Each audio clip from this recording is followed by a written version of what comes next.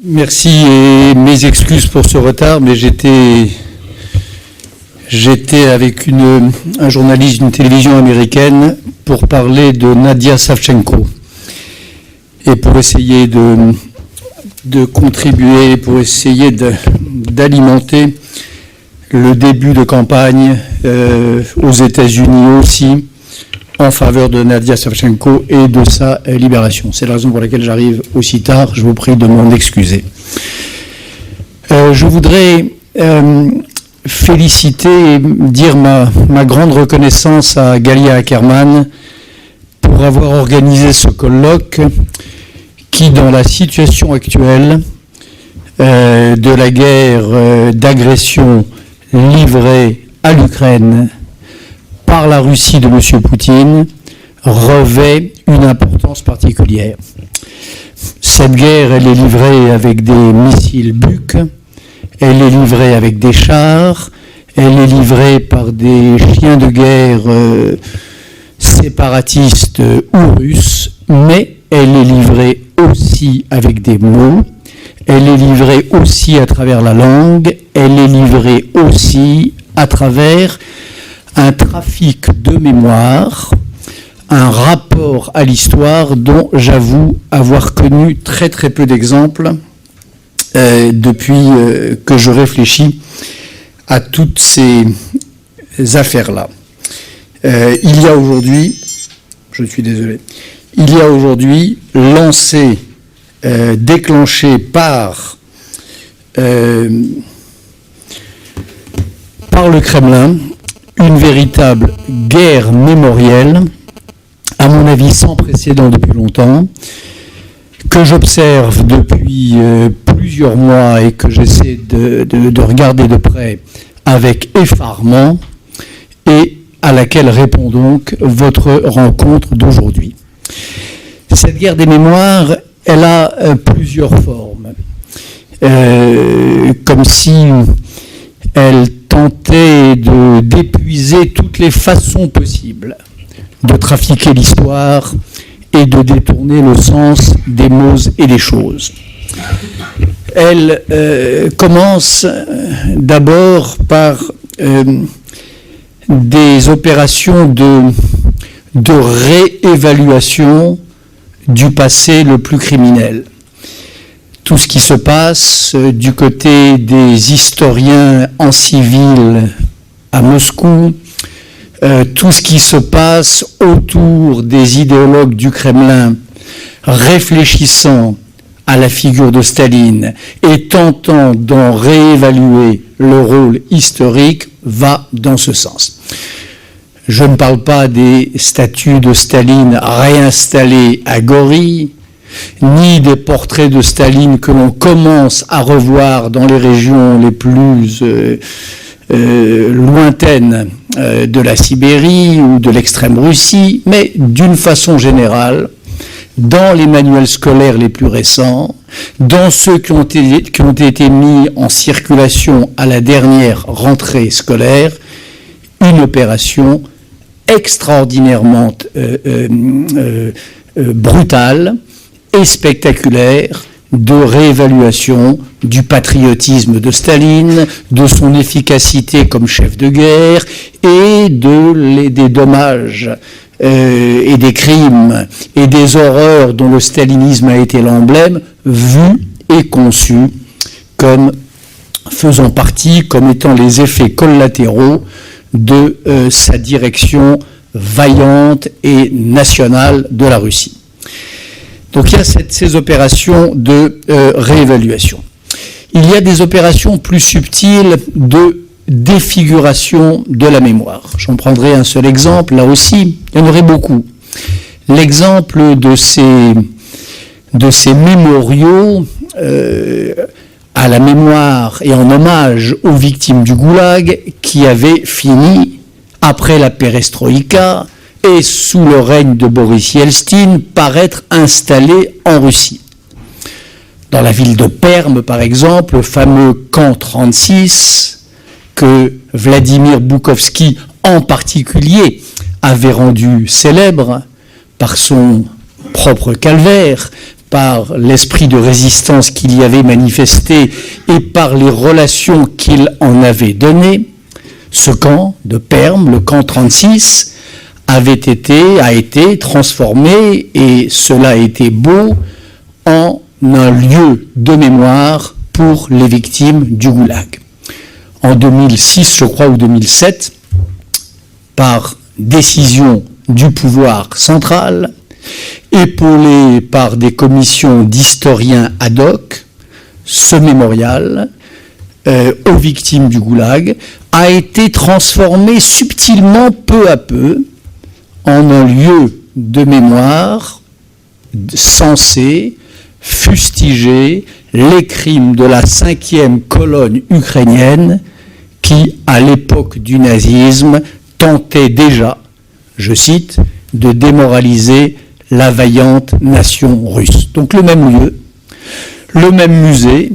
presque les mêmes images, mais qui, de d'hommages qu'elles étaient ou de célébrations qu'elles étaient de la résistance des Zèques, deviennent des hommages à la basse police ou aux trafiquants de l'histoire qui voient aujourd'hui dans l'Ukraine et dans les Ukrainiens cette espèce de 5e colonne identifiée aux ennemis de la patrie russe. Troisième opération qui me frappe beaucoup lorsque l'on lit les textes des historiens, mais aussi lorsque l'on écoute les déclarations des plus hauts dirigeants, le trafic des mots, le jeu sur les mots et ce climat de sollicitation sémantique ou d'hystérisation sémantique dont le Moscou d'aujourd'hui est devenu le théâtre. Un seul exemple, mais ou plutôt deux exemples, mais ils sont significatifs. Monsieur Alexandre Douguine, le théoricien de l'Eurasie, a consacré des pages et des pages de ses livres, notamment le livre d'entretien avec Alain de Benoît, le théoricien de la Nouvelle Droite française, et le livre préfacé par Alain Soral, l'idéologue néo-nazi français. Il a consacré des pages de ses livres à réfléchir, entre guillemets, sur les deux mots d'Ukraine et de Russie, pour démontrer qu'Ukraine voulait dire en réalité territoire à la frontière en russe, et que le fait que Ukraine signifie en russe territoire à la frontière signifiait que l'Ukraine n'était pas une nation, signifiait que son identité nationale était une chimère ou une fable, et inversement, des pages à réfléchir sur la Russe de Kiev au IXe siècle, après Jésus-Christ, supposé être le berceau de l'État-nation russe d'aujourd'hui, là aussi, pur jeu sur les mots, pur artifice sémantique, russe étant à l'époque, comme me le disait récemment notre ami Snyder, russe étant le nom d'une compagnie de commerce hollandaise, et la Russe de Kiev n'étant en rien, sauf à entendre les homonymies gisant dans les mots, l'ancêtre ou le berceau de la Russie d'aujourd'hui. Donc là encore, troisième opération sur la chair des mots, visant à renforcer le sentiment national, les droits nationaux des uns, à dévaluer les droits nationaux des autres à partir d'étymologies douteuses ou de batailles sémantiques foireuses. Le quatrième type d'opération que nous observons, je crois, dans cet intense travail sur l'histoire, sur la mémoire, je n'ose dire travail historiographique, c'est une opération de pure réécriture de l'histoire et de la mémoire. Et j'en prendrai un seul exemple, tout ce qui s'est dit au moment de l'annexion de la Crimée. Sous prétexte que la Crimée avait été donnée à l'Ukraine par Khrouchtchev à un moment très précis de l'histoire soviétique, on raturait d'un trait de plume, on envoyait aux oubliettes de l'histoire, on désécrivait toute cette autre histoire, autrement plus essentielle et significative pour le passé, pour l'avenir et pour le présent de la Crimée, qui était le sort, la souffrance, le martyre, les déportations successives de ces Tatars. Exemple très caractéristique de réécriture. Et puis il y a à l'inverse une autre opération encore que j'appellerais une opération de désécriture, ou une opération consistant à arrêter l'écriture de l'histoire à un point qui semble aux auteurs de ces opérations particulièrement convenable, ou convenir en tout cas à leur but politique. Et là, l'exemple pour moi le plus frappant, c'est la question de l'antisémitisme ukrainien. Que l'Ukraine ait été un pays ravagé par l'antisémitisme, c'est une évidence. Qu'elle ait été, hélas, le terrain de ce que le père Desbois a appelé la Shoah par balle, cela n'est pas niable. Mais n'est pas niable non plus, et se trouve nié par cette réécriture de l'histoire russe, ce processus qui reste à analyser, que certains ont commencé d'analyser, le processus de travail sur soi-même, de deuil sur sa propre histoire,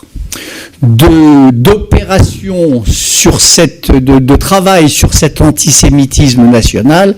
que le peuple ukrainien a commencé d'accomplir et a même accompli pour une large part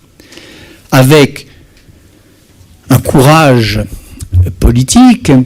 avec une lucidité historique et avec une vaillance que je trouve, pour ma part, tout à fait exceptionnelle. Lorsque je pense au temps qu'il a fallu à mon pays, la France, pour regarder en face son propre passé criminel, lorsque je pense au temps qu'il a fallu, aux efforts qu'il a coûté à l'Europe de revenir d'une façon générale sur cette grande et profonde ombre qu'a été la révolution nazie en Europe, je ne peux qu'être admiratif de la manière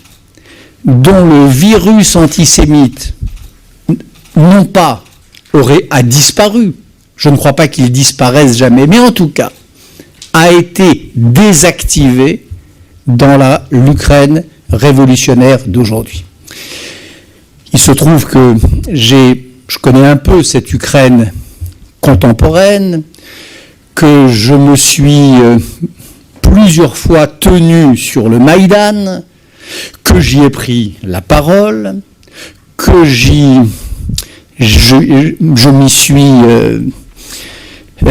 promené, et j'ai été très attentif évidemment à cela, sur cette place de toutes les libertés, sur cette place du Maïdan où la parole était absolument libre, où pouvaient s'exprimer toutes les folies, toutes les fantaisies, toutes les opinions les plus démentes, où aucune n'était censurée, et on en a vu des opinions absurdes, des graffitis déments sur le Maïdan, et on en a entendu des paroles absurdes se tenir parfois en semaine sur la scène du Maïdan. Il y a un délire dont nul n'a signalé une occurrence. Il y a une forme de folie politique qui n'a pas eu droit de citer sur le Maïdan. C'est ainsi. C'est la folie antisémite. Alors, reconnaître, savoir, ne pas oublier, Babillard, évidemment, mais ne pas prendre en considération ce travail remarquable que le peuple ukrainien a fait sur lui-même, ça c'est ce que j'appelle une autre forme de trafic de mémoire, une autre forme de réécriture de l'histoire, ou plus exactement, cette désécriture qui consiste à figer l'enregistrement des traces dignes d'être mémorisées au moment qui vous arrange de l'histoire ukrainienne, qui les arrange, c'est-à-dire le moment de la grande flambée antisémite, qui évidemment n'est pas niable. Et puis évidemment, dernière opération, ou avant-dernière opération peut-être, ce que nous appelons en France le révisionnisme. Il y a la réécriture, il y a la désécriture, il y a l'hystérie sémantique que j'évoquais, la réévaluation de certains épisodes, la défiguration des lieux de mémoire, mais il y a aussi le révisionnisme historique, et j'en prends pour exemple une affaire, parce qu'elle a connu un rebondissement récent, au moment du 70e anniversaire de la libération du camp d'Auschwitz et des déclarations du ministre des Affaires étrangères polonaise et des réactions de Vladimir Poutine à ces déclarations, la question de la libération du camp d'Auschwitz. Très intéressant, cette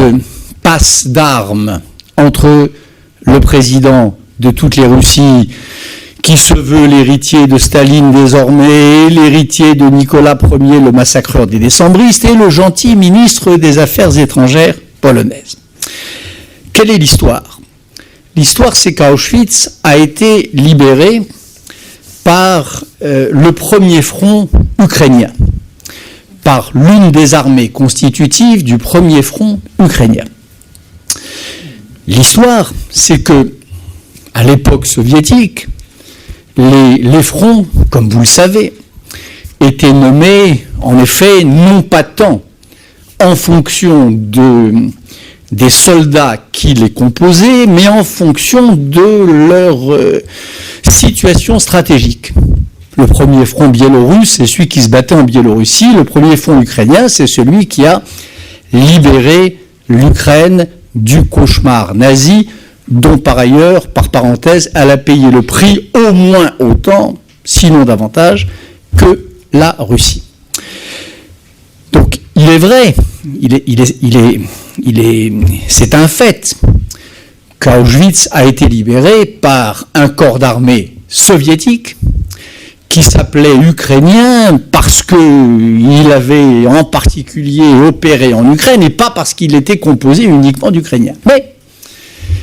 ce qui est non moins attesté, ce qui est non moins vrai, et qui est désécrit par la propagande du Kremlin, qui est méthodiquement raturé et recouvert par des palimpsestes ou des révisions en série, c'est trois choses. D'abord le fait que ce corps d'armée, ce premier front ukrainien,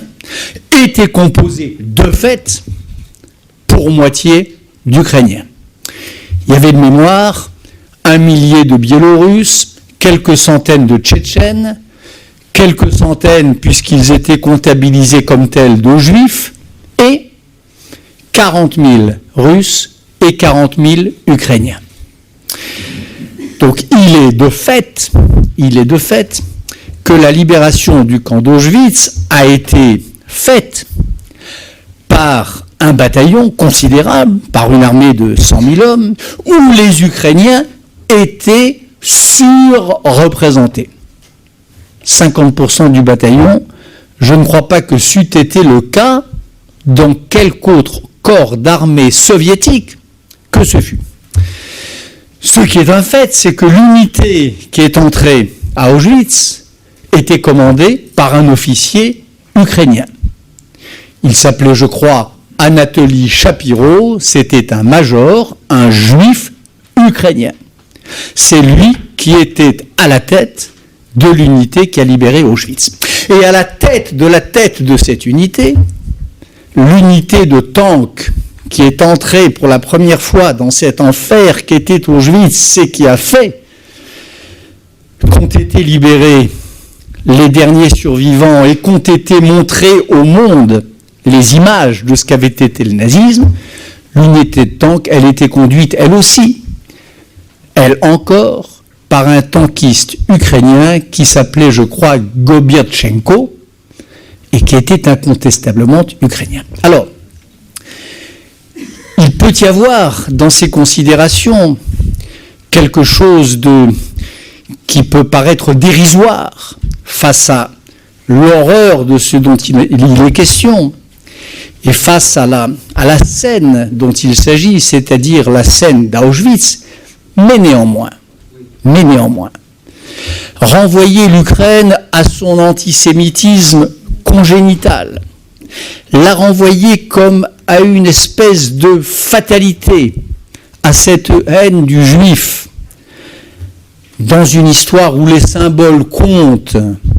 et où ils vont en la circonstance dans le sens exactement opposé, cela s'appelle une opération de révisionnisme historique. Je me suis accroché il y a quelques mois à Prague avec un historien russe sur ce point et j'ai été sidéré par la volonté d'ignorance et la capacité d'aveuglement. En revanche, je me rappelle comment, lorsque le président Hollande a décidé, sur la suggestion de quelques-uns de ses amis, ils n'étaient pas nombreux, il y en avait peut-être un, d'inviter le futur président Porochenko en Normandie, puisqu'il avait déjà invité Poutine. C'est à partir aussi de cet argument-là. C'est-à-dire à partir de l'idée que la Grande Guerre patriotique, la libération d'Auschwitz, la victoire sur le nazisme ne pouvaient pas être appropriées, que sa mémoire ou sa gloire ne pouvait pas être l'objet de cette appropriation injuste et frauduleuse par le Kremlin. L'Ukraine était là, dans les armées soviétiques, dans l'armée rouge, et ô combien dans un lieu aussi symbolique que le lieu d'Auschwitz. Donc des opérations de révision. Et puis enfin, je terminerai avec cela, des opérations de pur négationnisme. Négationnisme, j'emploie le mot à dessein, vous en savez le sens bien sûr dans le vocabulaire politique français, c'est ce que les Américains appellent le denial of Holocaust. Et même si ceci n'est pas cela, même si je suis de ceux qui pensent que la Shoah est un crime à nul autre pareil, sans précédent, sans succédent, n'empêche qu'il y a, dans la façon dont les historiens et les responsables russes, depuis quelques années, traitent la question de l'Holodomor, quelque chose qui s'apparente au négationnisme. Le Holodomor, c'est cette tuerie par la faim, ce massacre par la faim,